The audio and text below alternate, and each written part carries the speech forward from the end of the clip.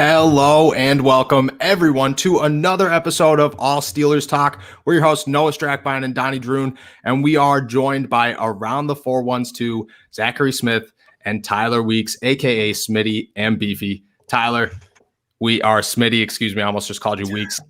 Thanks for jumping on, guys. Appreciate having you. Hey, whatever. We go hand in hand, so it would have been fine. Yeah, it's all the same stuff. Partners in crime. It's part of the crime. The Steelers are in OTAs. We got plenty to talk about. And somehow a potential third-string quarterback has taken over headlines for what might be a good thing. Dwayne Haskins is a guy that has turned heads at the first week and a half of OTAs. Ben said some great stuff, said he could throw through a car wash and it wouldn't get wet. James Washington kind of backed that up and said he does have a pretty strong arm. What are your guys' thoughts on the comments Ben had and what we've seen from Dwayne so far? Can I ask you something before I answer this? I'm literally trying to think back. Have we ever heard Ben say anything like this about Mason Rudolph? Nope. No. I've heard Ben say that he didn't want to coach Mason Rudolph. Yeah, and facts. Yeah, but that's what I'm saying. Like, I've never. I don't want to make too much of this, but at the same time, like, to that point, he never was that complimentary of anything in terms of Mason Rudolph's game. Mm-hmm. So for him to come out and give praise at all to Dwayne Haskins, I think it's a nice little, feather in the hat for Dwayne Haskins as he tries to make the roster here and potentially show that he can be a guy for this team going forward. We know what the pedigree that he has, a former 15th overall pick coming out of Ohio State, threw 50 touchdowns in college. Like, there's something there. And the question is, can he get himself right off of the field to be able to bring the best out of himself? If it's going to happen, a place like Pittsburgh with Mike Tomlin is the perfect spot for it to happen. Obviously, with Ben still being here, doesn't have to play right away.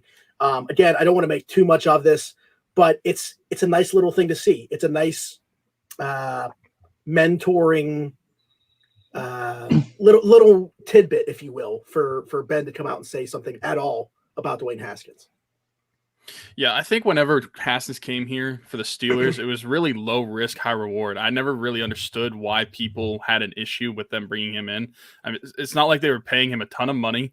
He has to make the team still. And I just think looking at what he was, a first-round draft pick, yeah, it didn't work out in Washington, but that history is still there, like Smitty was saying. So just the potential itself and the upside could be good enough. And these guys saying these things about him, I think that just goes to show that it's trending in the right direction, maybe. And just looking past, say, when Ben retires, if Dwayne Haskins is that guy, he doesn't need to be the future, but it's showing signs that he could at least be like a stopgap guy while they do find a future quarterback as well.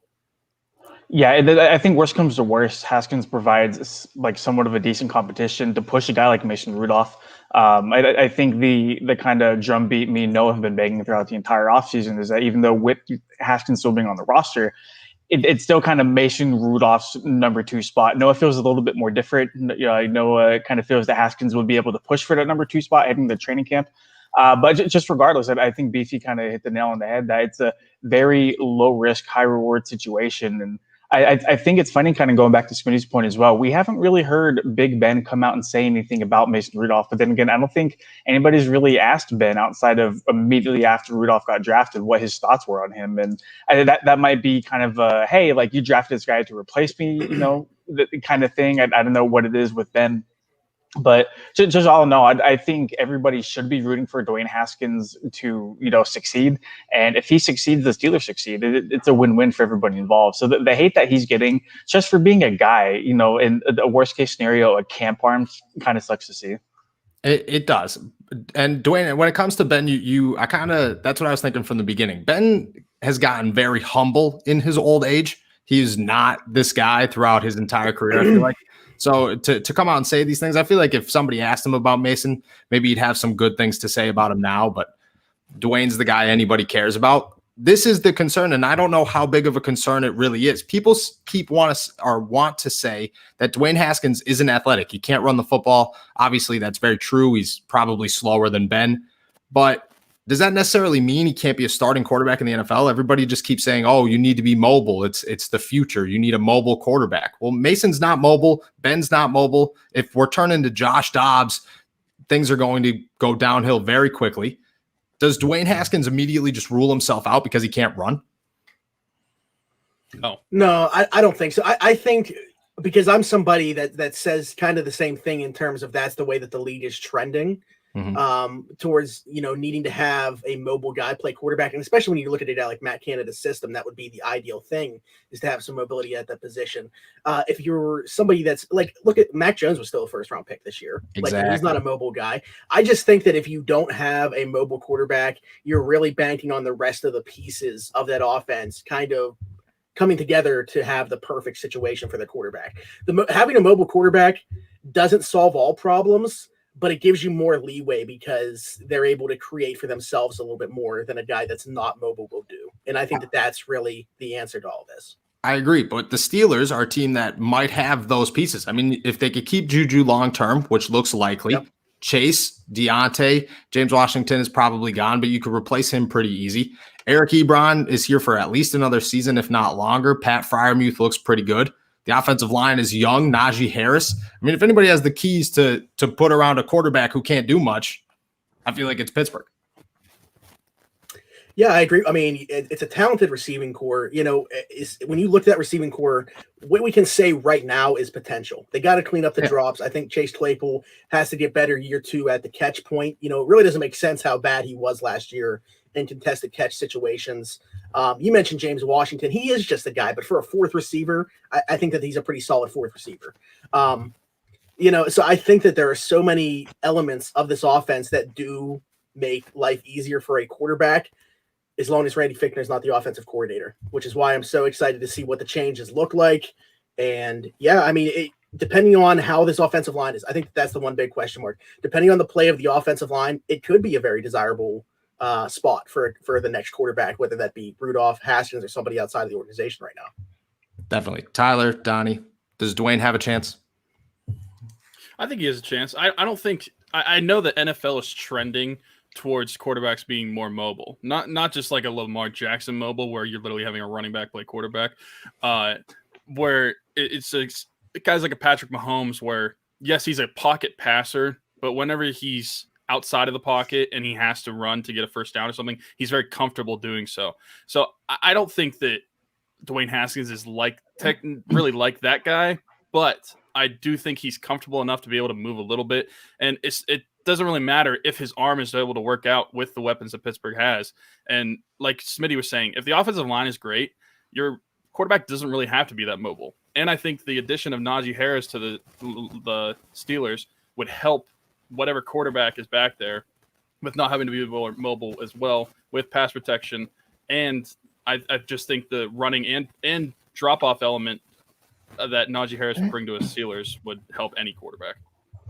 Definitely. And I feel like, all things aside, the one kind of like point to drive home, especially with the young quarterbacks in the NFL, is they have to, fully grasp whatever system they're in. So Haskins succeeding in Pittsburgh would largely depend on how well he's able to pick up an offense like Matt Canada's. So after we get, his checkdowns, his schemes, his play calling, all of that stuff, after we get all the mental attributes checked off, then we can kind of start to worry about whether or not he's able to make things happen on the fly. And I know a lot of plays in the NFL, whenever they break down, it's left up to exactly just that, your ability as a playmaker, no matter what position you're playing at, in order to kind of make things up on the go. So I think Haskins, as soon as he gets settled with his feet in Pittsburgh, I think he'll end up being fine. I mean, he said that he's in the best shape of his life, but I feel like we hear that for every player every offseason, regardless of, how they're coming in. But no, we got a plethora of questions in the chat, which is really cool to see. We do have a couple of questions. We'll get to them in a minute. I just want to give my opinion on this. The Steelers, I think the biggest thing for Dwayne Haskins right now in the mobile quarterback situation is Ben Roethlisberger is still here, and they're going to design this new Matt Canada offense around Big Ben. But there's so many pieces that it's not like Ben's going to be here, and then next season, if he leaves, they're just going to change everything for a new quarterback. What they're going to do is take everything that they know, because Najee Harris, Juju Smith-Schuster, Deontay Johnson, all these guys have just learned this playbook, and they're going to transfer it to whoever comes in here next. If that's a mobile quarterback, you have to change a lot of things. If it's not a mobile quarterback, you basically just give Ben's job to whoever's next. Mason Rudolph, Dwayne Haskins fits that mold.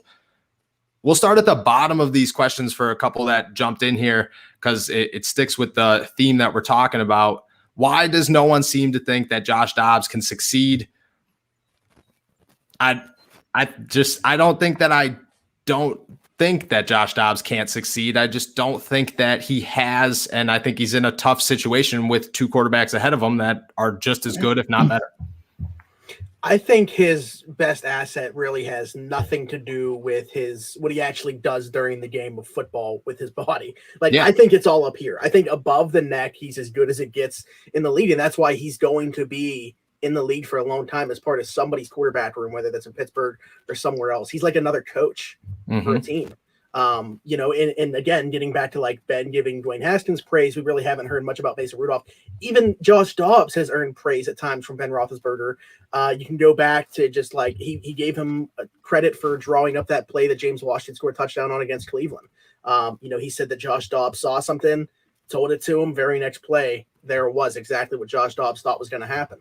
So I think that, when it comes to Dobbs, he's a good athlete. And I think that that's why he's the guy on the roster that they would use to like emulate Lamar Jackson and such in practice. And he's also an asset in that way.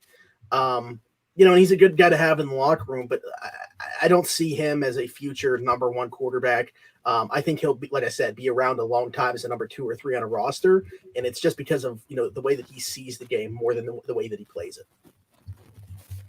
Yeah, I think that the thing that he has over the two, obviously, is his mobility when it comes to his play on the field. But besides that, I don't really think there's much argument that Mason Rudolph and Dwayne Haskins are better in the passing department, which, I mean, at the end of the day, especially for the Pittsburgh Steelers, is the main thing. How are you as a passer? And if you're not going to beat out those two, it's not that I don't want you to see it. I just don't think you're going to. Yeah, and that's not just the Steelers. That's kind of, how things are still in the NFL. Granted, I know Smitty said that the league is trending towards more mobile quarterbacks, but you still need to be able to make those kind of throws once you do get out of trouble. Yes, Josh Dobbs is phenomenal. He's the best Steelers quarterback in the quarterback room when it comes to using his legs and extending the play. It's everything before and after that is the reason Josh Dobbs really hasn't taken a considerable step to being the number 2 quarterback in Pittsburgh. I mean, I hate to use one game against him, but what we saw a little bit in Oakland against the Raiders wasn't really, ideal. The stuff he showed in preseason wasn't nearly ideal. I mean, we're talking about a guy who got cut last year, who got cut from the active roster last year, made his way to Jacksonville and then made his way back. I mean, it's the Steelers obviously don't think very, very highly of him. They think highly enough of him to bring him back into the quarterback room, which is, valuable. But if he was really as good as everybody's making him out to be, the Steelers wouldn't have let him walk in preseason to begin with. I agree. I think if Josh Dobbs has potential, I'm with Smitty. I think he's the smartest guy on the team by far. And if you could use that to some degree, I don't understand. In my opinion, the Steelers shouldn't have hired Mike Sullivan and just gave Josh Dobbs the job and it would have worked out.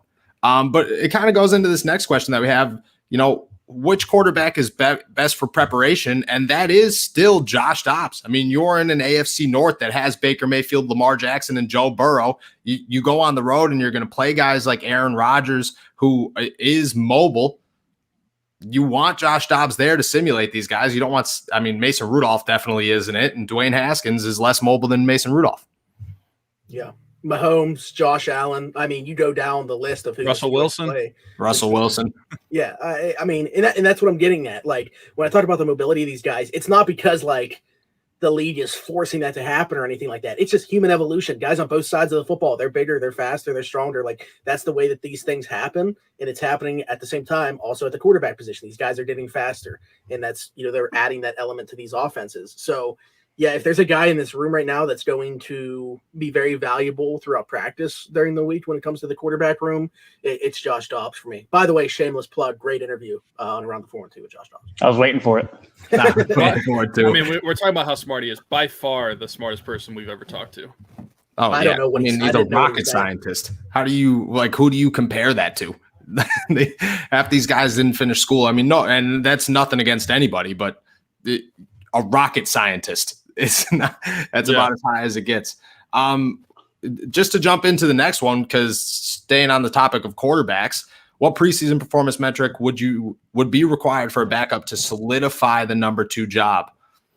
And this one's tough for me. I think that when you look at it, Mason Rudolph is a guy that probably understands the offense better than everybody. Josh Dobbs is the most athletic, so he could obviously get you out of trouble if you're in a tight squeeze. And Dwayne Haskins probably has the most potential. So I don't necessarily know what that metric is. What do you guys look for this preseason? Yeah, so I think the preseason, I know it's important for these guys they're going to play. We talked to Josh about that when he was on our show, like how important is it? And he said anytime that a guy like me can go out there and actually get real in-game snaps, it means the world. Mm-hmm. So these guys, I know they're chomping at the bit to get to these preseason games and start competing. For me, I almost look at it because I'm a fan and not one of those guys in the room. Like spring training baseball, where it's like, do I really care about what the box score looks like, what the end result looks like? No, like I'm going to go back and watch these guys, watch the way that they go through their progressions and see if they were taking strides. Not, I don't care if one of them throws for 250 yards in a preseason game and a couple touchdowns. If he also, was not ever coming off of his first read, took a couple sacks that were on him and not the offensive line, and some of these other elements that you don't necessarily see when you just look at the box score. So I think it goes way beyond just the eye test for me, which one of these guys is going to separate themselves in the preseason. I think beyond execution, and I'm really only talking about Dwayne Haskins and Mason Rudolph when I'm talking about this, because I think those are the two realistic guys to fight for that number 2 spot, is looking to see which is the more confident quarterback. Because I think when I go back to 2019, I'm looking at Mason Rudolph, and I just think he lost all of his confidence very quickly. And I want to see if he gained that back. Because if you're going to be the number 2 quarterback, you're going to go in there in a pinch. I want you to be confident with yourself. I don't want the 2019 Mason Rudolph. I want 2021. I'm confident I'm going to go in there and kick somebody's ass, Mason Rudolph. So that's really what I would look for. It's not so much the stats and everything, just how they carry themselves, the way they run the offense. Because clearly you can tell when a quarterback is confident. I feel like that's very easy to point out. So that's what I would be looking for. But before you guys say, I as Tyler was talking about Mason Rudolph, this popped in my mind. This is a huge season for Mason Rudolph. Not even hopefully we don't have to see him because Ben stays healthy, but he just signed an extension to, potentially be the bridge guy. They brought in Dwayne Haskins. So, you got him breathing down your neck. And when you talk about his confidence being shaken back in 2019, comes into that Jets game though, because we started seeing Duck was not it. It was fun while it lasted. It was a fun story, whatever. Duck was not it. Mason looked pretty good in that game until he got knocked out of that game as well. And then he also looked really good against Cleveland last year. So these are things that I think that you can build off of. And the question is, now that he's got this extension going into next year and potentially to be the guy, at least compete for the job for sure, how's he going to answer that bell? So, like I said, this is a very interesting preseason, especially, maybe I'm just looking more forward to the preseason this year because we didn't have one last year, but I'm actually looking forward to the preseason this year.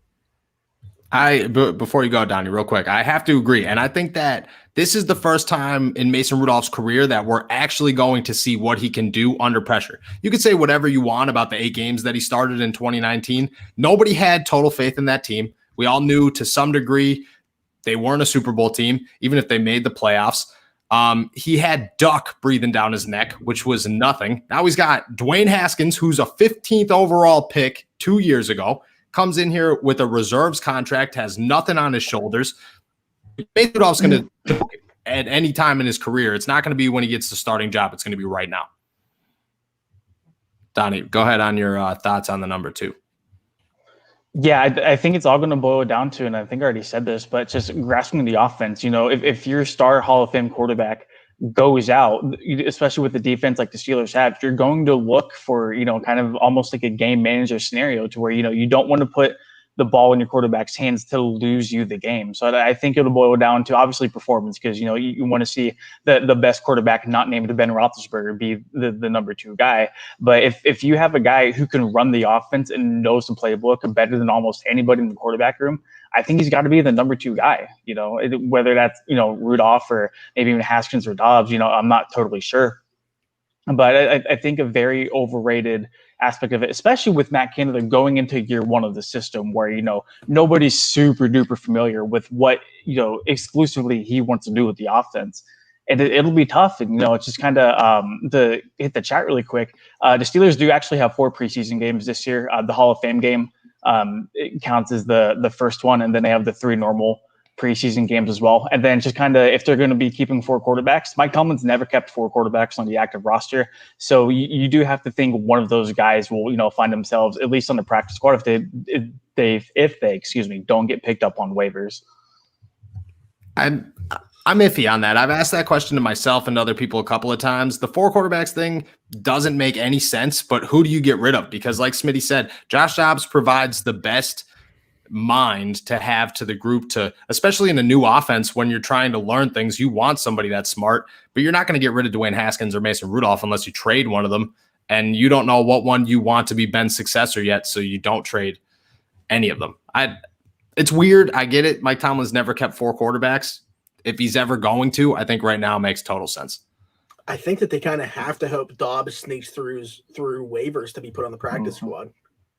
I think so too, but I think he will. I don't think that. I think that once those cuts come, Josh Dobbs is a middle of the pack guy, and if you're not somebody who realizes what he brings off the field, which a lot of teams probably don't know, then he could easily slide through all 32 teams in 24 hours. If Todd Haley or Randy Fichtner were in the NFL with somebody with a different organization, Josh Dobbs would be picked up for sure on waivers. Well, 100%. If Todd Haley or Randy Fichtner were in the NFL with another organization, I would feel real bad for that organization. So, and Josh Dobbs. All right, getting away from quarterbacks, Donnie Druin, talked to a couple AFC North writers on their thoughts on the Steelers and what the team is looking at, their teams are looking at when they look at the Pittsburgh Steelers. Comments were not great. Some were okay. Donnie, we'll let you take it away. What did they have to say? Yeah, I was really curious to see what these guys thought of the reigning AFC North champions. I know it's been kind of a weird, wacky offseason for the Steelers, not really conventional in any sense of imagination. But we're past free agency, we're past NFL draft. The core team that everybody in the AFC North has right now is going to be the teams they carry into the regular season. So I was curious. So I was able to talk to the guys covering the Ravens, the Bengals, and the Browns, and kind of a mixed bag, to be honest. The Ravens beat writer Todd Karpovich, I don't know if I said his name right. Phenomenal guy, by the way. Said, quote, "The Ravens will be looking for a measure of revenge against the Steelers after being swept in the season series in 2020. However, Baltimore is missing 9 starters, including quarterback Lamar Jackson, in a 19-14 loss at Heinz Field. Both the Steelers and Ravens will be stopped defensively, so both games could hinge on which team protects the ball better." And then it kind of alludes to Lamar Jackson's 2-2 record against the Steelers, 3 touchdowns and 5 interceptions overall against the Steelers. I feel like Baltimore didn't get a whole lot better in the offseason, though. Smitty, I'll let you start.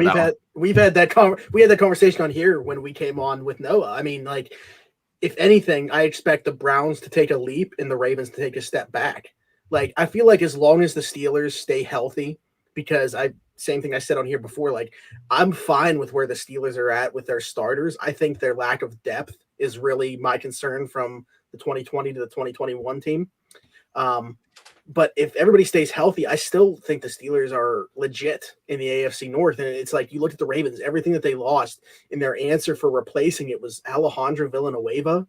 I mean, that video that they put up today, I swear to God, I thought it was a slow motion video, like supposed to be that way. I am not sold on him having anything left in the tank. I mean, hats off to what he did in Pittsburgh, but what did he do in Pittsburgh? What did he do in Pittsburgh? I'm not an He stood in the tunnel. He stood in the tunnel. That's what he did. Like, what? He made 2 Pro Bowls on years where I don't even not have been good. He played left tackle when no one else could. That's when no one else. Thank you. Go ahead, Smitty. I'm sorry. No, that's all. I don't take Pro Bowls into consideration with this stuff. I think that those are crap, but I think that I'm just saying he was on some pretty good Steelers teams as the most important position on the offensive line. Was he very good? No, especially these last couple years. He also, was a very controversial figure at times. But just from a football standpoint, let's just get back to football here. I don't think that there's much left in the tank. And for the Ravens, for him to be the answer for them losing Orlando Brown Jr., I I don't see it. He's an upgrade. But Tyler, what are you thinking? I just don't think the Ravens are in any position to talk down to the Steelers at this point. Like, yeah, they swept them last year. The Steelers did. I don't really think that the Steelers will do that again. At least I don't expect that. I always expect at least just 1-1 against the Ravens. But like Smitty was saying, they didn't really put themselves into a position to improve their team that drastically. And whenever you look at just versus the Steelers, you just look at Lamar's stats in his games versus the Steelers. Out of the teams in the NFC North, he always plays the Steelers the worst.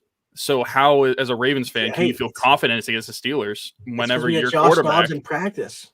I mean, That's it. That's why. That is 200 IQ. At one point, it was Christian something from the middle of nowhere. I remember when they had Barrett on the roster. Yeah. When they brought Barrett on the same year. Whoever could just run the fastest. So that's Josh Dobbs now. I mean, I'm sure maybe they'll just give it to Anthony McFarland, just say snap the ball, throw it up to Julio, whoever's trying to play Julio Jones. You know what, too, real quick, just with the Ravens, I didn't love their draft. I mean, Rashad Bateman was a player that I loved, but like for that team, I'm not sure that I love it. Jason Owe, that's a project. Yeah. I mean, and they need immediate impact with everything they lost on the edge. So I'm not a fan of the Ravens. I mean, just like everybody else, I think that they took a step backwards, but I also think the Steelers took a step backwards. I think that everybody else outside of the Browns somehow didn't really get that much better. But at the same time, it's the Baltimore Ravens, and I'm never going to walk into a season and say the Pittsburgh Steelers are going to lose 2 games to the Ravens. Just like I'm not going to do that with the Browns or the Bengals. I could say all 3 of them could be split. The Ravens, Lamar Jackson, whether he wants to admit it or not, the Steelers have Lamar's number. If you're 2-2 against Lamar Jackson, that's pretty good considering 2 years ago he won NFL MVP. Can they pull it off this year? I don't know. And I'll ask this question in a little bit, but I think the Baltimore Ravens have a shot to be the 4th team in the AFC North more than they have a shot to be the 1st team in the AFC North.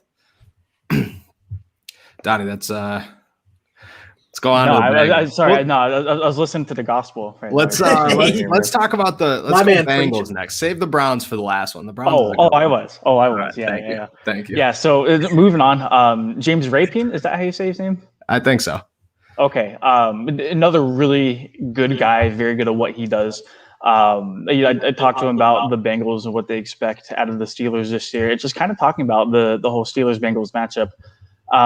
Kind of a good outlook on Pittsburgh. He said, quote, "The Steelers have the coaching advantage, and Ben Roethlisberger might be underrated at this point with the way some of the national media are talking about the future Hall of Famer. Overall, I think the Bengals Steelers should be entertaining and competitive this season, which hasn't been the case in recent years. The trio of T. Higgins, Jamar Chase, and Tyler Boyd should give their star quarterback plenty of options in the passing game, add in the healthy Joe Mixon, and Cincinnati should at least be able to compete with Pittsburgh." So a little bit higher remarks coming from the Bengals. I mean, we're talking about a team who had the number 5 overall pick in last year's draft. I don't think they're going to go from worst to first in a span of 1 year, especially after kind of refusing to neglect a big portion of why Joe Burrow went down so early with the ACL tear last year, which was his offensive line and his general protection. But I mean, there's a lot to be excited about when you're talking about the Bengals, at least on paper. No doubt. Tyler, I'll let you start this off. Oh, I mean, for me, I think the Bengals definitely improved. Personally, I just don't think they improved in the spot I would have liked them to improve if I'm a Bengals fan. Whenever I look at the picture and I see Joe Burrow's knee and the scar on that knee, I would not draft Jamar Chase. I totally get why they did, but that would not have been my pick.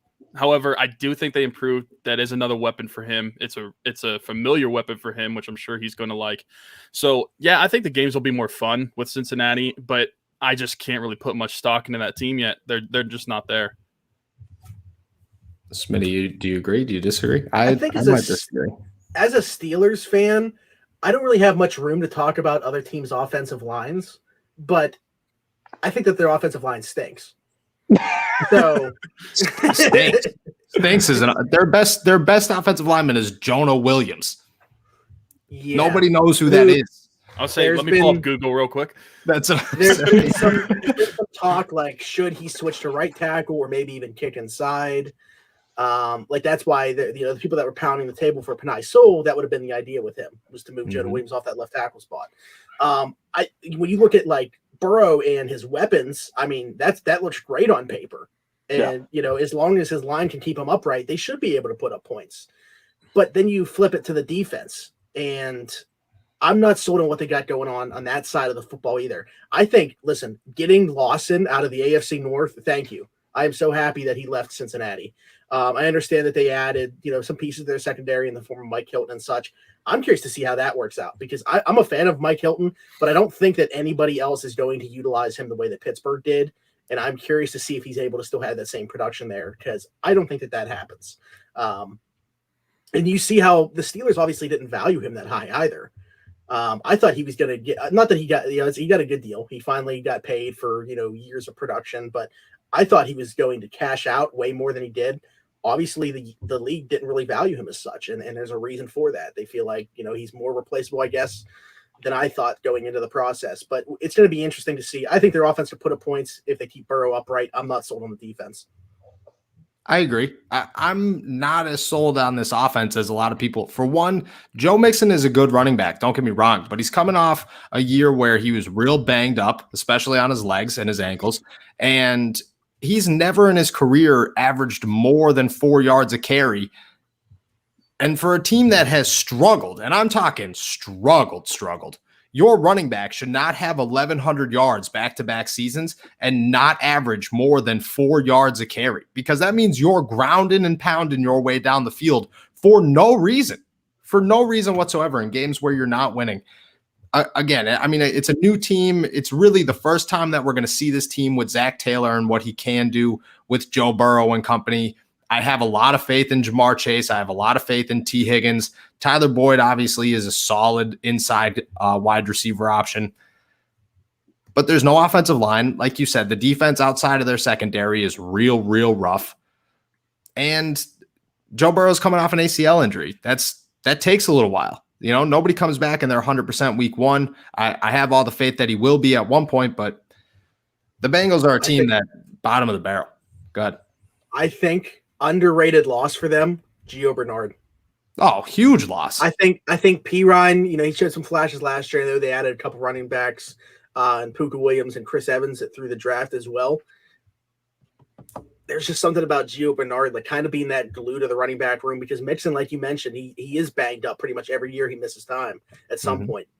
And, a guy like Giovanni Bernard's a nice guy to be able to just rely on when that happens, especially out of the backfield catching passes. So I think underrated loss for them. I was going to say it's the mustache, and the man looks like he's 30 years old and in the best shape of his life, which is nuts.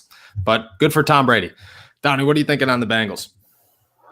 Man, that's tough because if we're playing fantasy football, they look great. It's really exciting things happening in Cincinnati. I think I kind of touched on it earlier. I don't think you're going to see a big 1 year turnaround. I do think that Joe Burrow is legit. I think he's everything is advertised from the little bit we saw of him in 2020. And the Bengals seem to think they have an answer for their offensive line. They think they can move a couple chess pieces around. We'll see if that actually pans out and comes to fruition. But, I mean, at least for right now, heading into 2021, I don't see them more than a 6 or 7 win team. And that's if stuff goes pretty well for them. A 6 and 7 win team for the Bengals is pretty good. And that's kind of where I went with the whole Ravens possibly being last is I don't see the Ravens winning more than 9 games. I mean, they could easily pull off 11, but I think that a benchmark for the Ravens this season is 9 wins. And if they fall below that, I would not be shocked. Like I really wouldn't be shocked. So, I mean, the Bengals are clearly the favorite to finish last, but that's what I meant when I said that the Ravens, don't be surprised if it ends up happening. Yeah, definitely. But so the Ravens guy kind of gave me a little, the Steelers are good, but the Ravens will be up there kind of thing. The Bengals guy gave me vibes of, the Steelers are good, but, the Bengals, might be able to hang with them at least this year. And then I talked to Pete Smith, lead writer of the Cleveland Browns for SI. Extremely popular, has a very, very diehard, devout fan base whenever it comes to his writing in Cleveland. Pete gave me this quote: The Steelers ended the 2020 season at a crossroad, accepting the inevitability of their demise after one last run for the title or fighting it as best as they can despite losing around 6 starters in the offseason and facing a first-place schedule in 2021. The Steelers have opted to fight on, but the weaknesses they have, including notably offensive tackle and their secondary, put them closer to 4th in the AFC North, than 1st. Pete Smith also wrote a very, very long and detailed piece detailing his thoughts on the Steelers offseason, and he capped it with 2 little paragraphs that go as followed. I'm trying to pull it up right now. Quote, plenty have given the Steelers high marks for the draft class, and maybe they're right when it comes to adding talent, but the lack of foresight by this organization could see them see an extended run of mediocrity in a division where both the Browns and Ravens are built to withstand it. The Cincinnati Bengals are in a better position to get into the division mix in the next few years than the Steelers. The offseason was always going to be incredibly difficult for the Pittsburgh Steelers, but they seemingly have opted to deny reality rather than coming to grips with the fact that 2020 was their last big run for the Super Bowl with this group. They're banking on Roethlisberger returning to the form he last showed in 2018. Even if he's somehow able to reclaim that might not be enough to save the Steelers team from a dismal 2021 season. Smitty, I'll let you start this one. I don't even know where to start with this. Honestly, there's so much strong, there to man. unpack. Yeah.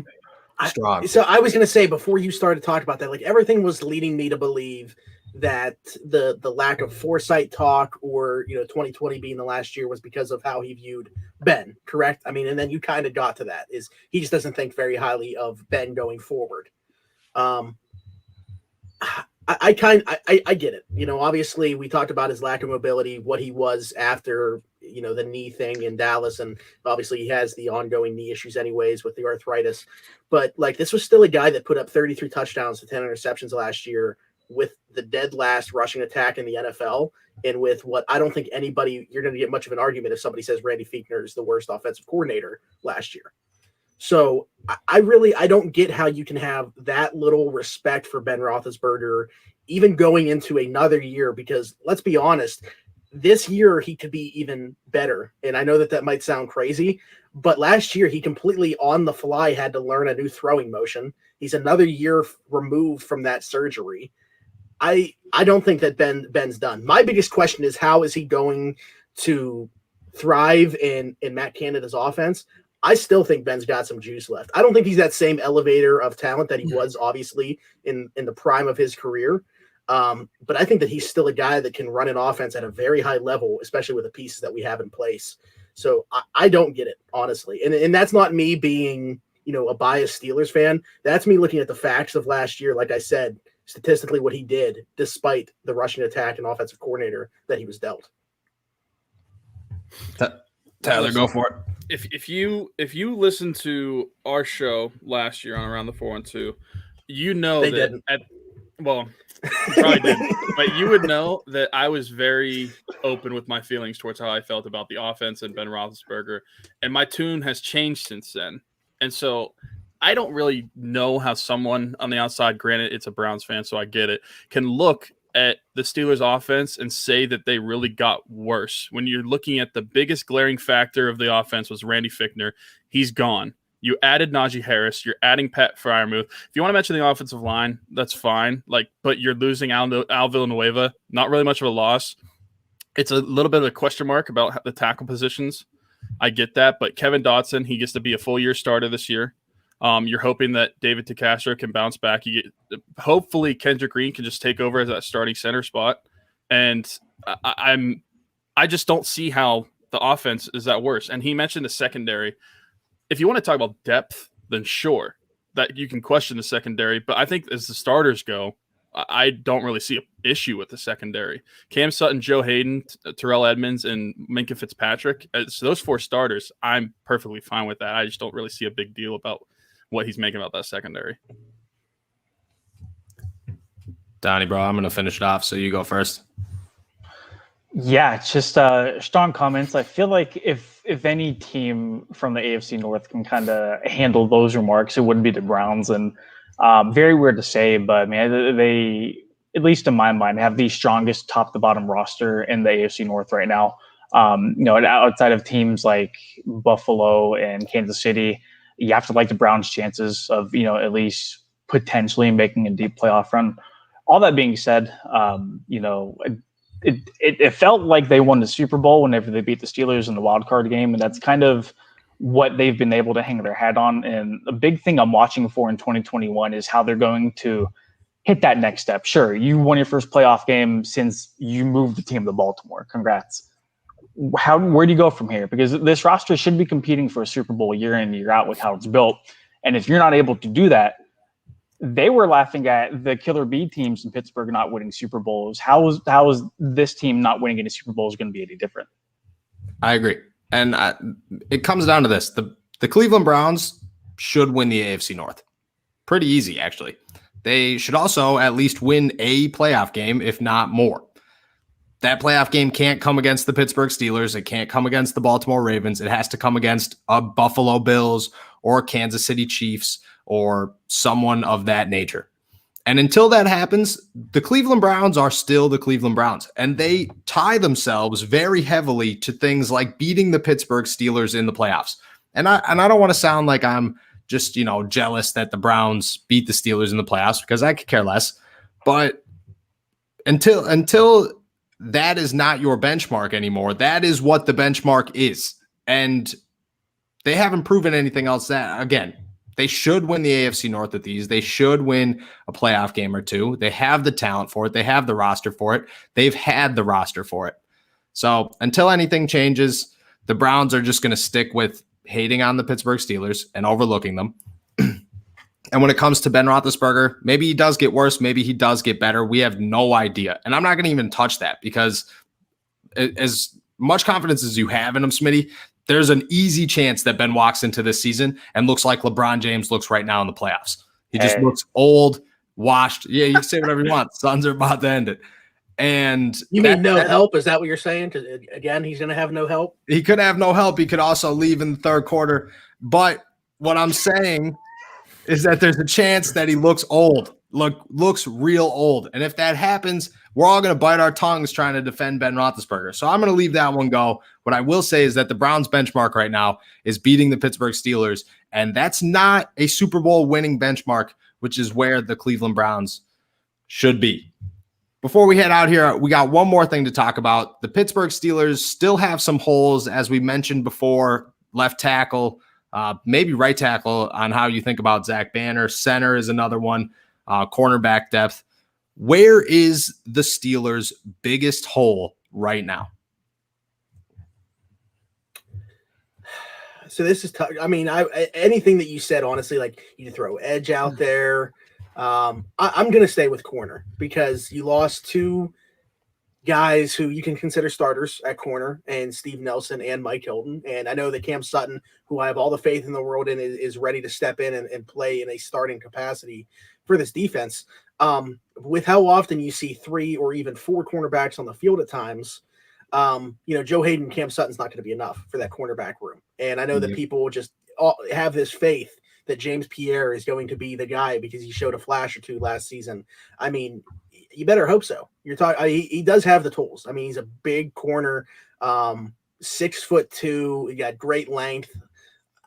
There's something there to work with, I think. But at the same time, it's a huge question mark going into the season. And even if that's the case, then what? You got Joe Hayden and James Pierre on the outside, because James Pierre's not going to play on the inside. That would mean Cam Sutton kicking inside during those snaps. And then, again, you're looking for somebody to replace that Cam Sutton like dimebacker role that he was in last year. Is it Arthur Mullett, who came over from the Jets? I think that right now he might be the favorite. I've seen a lot of people saying that. To me, it's the cornerback room right now as the biggest weakness of this team, or biggest question mark, if you will. Yeah, honestly, mine, I was going to preface it by saying I don't know if it's necessarily a hole, but it's definitely a question mark. And I'm just going to go with the offensive line, specifically both tackle positions, because you got Chooks, who's probably going to be your starting left tackle. He's never played left tackle before. He did okay at right tackle last year, but anybody can tell you left tackle is not right tackle. Just because you can play one does not mean you can play the other. Then you got Zach Banner coming back from injury. What's he going to look like? And realistically, I think that's the only thing that is holding this offense back. Hopefully, Ben is in the same form, or a good form. But you got the running back, you got rid of the coordinator. The only thing that needed fixed is the offensive line, and I think the tackles are the biggest question in that. So it's not necessarily a hole. It's just like, how are these guys going to play? Are they going to settle in and look fine? And even if they are average, I will take that. I'm not looking for them to be like all pro tackles. It's just last year we saw what bad offensive line play can do to an offense, and mixed with the offensive coordinator. And so you fix the other spots in the offense. What are these two going to look like? Yeah, Chooch, before you give your answer, Chooch did play left tackle in college, but I assume you meant the NFL. Yeah. So did Banner, though. Most right tackles play left tackle in college. Yeah, I meant the NFL. I think there's also a big difference between left tackle in college and in the NFL. Huge. But I think Beefy and Tyler kind of stole the two I was contemplating. Wow. That's all right. I did it earlier, Donnie. Yeah. Yikes. I think Tyler and Smitty, there we go. I think they stole the two I was kind of contemplating in my head, going back and forth. You know, I don't want to say they're weaknesses, but I mean, when you look at the Steelers secondary and you have guys like James Pierre and Justin Lane, you know, which are going to see decent playing time, you know, depending on how other factors shake out this year. Yikes. I mean, it's not what the Steelers want, especially whatever their Super Bowl window is kind of closing with, you know, however many years Ben Roethlisberger has left. You know, I even have a couple questions about Cam Sutton playing full-time outside. I think he's a lot better. It's kind of a chess piece, that linebacker role. I think he was able to float a little bit more freely. I have questions about slot corner. You know, you go from Mike Hilton to whoever the Steelers are going to throw in there. And that's a downgrade, however you look at it, you know, especially with Mike Hilton was able to do in the Steelers system. So, and that's also banking on Keith Butler putting the right players in the right position, which has never been done, you know. So I think in terms of just weaknesses, the Steelers' secondary depth, let's talk about Terrell Edmunds. He took a step last year, but, you know, he still can't find a football in midair. You know, he's a good tackler, but, you know, in terms of playing safety, I'm not super confident in him. I agree. Terrell Edmunds does worry me. I don't think – I think corner is the most alarming concern, but that's how much faith you have in James Pierre, which I don't know if I have any faith in James Pierre, but he's young and, you know, if Mike Hilton taught us anything, it's that these guys actually can pan out pretty well. Yeah. Center concerns me, and center concerns me because I expected to walk into OTAs and see Kendrick Green taking a lot of snaps. And what I have seen is J.C. Hassenauer taking a lot of snaps.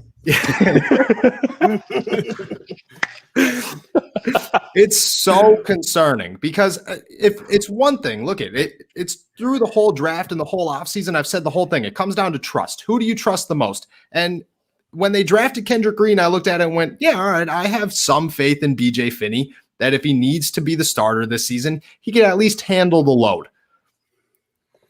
But J.C. Hassenauer doesn't give me the same faith. He doesn't give me the same feel. If anything, it's a giant hole when you have two guys behind you, one who would have been your starting center after Marquise Pouncey if he didn't try to leave for Seattle, and another guy that you just drafted in the third round that you're hoping is the next Marquise Pouncey.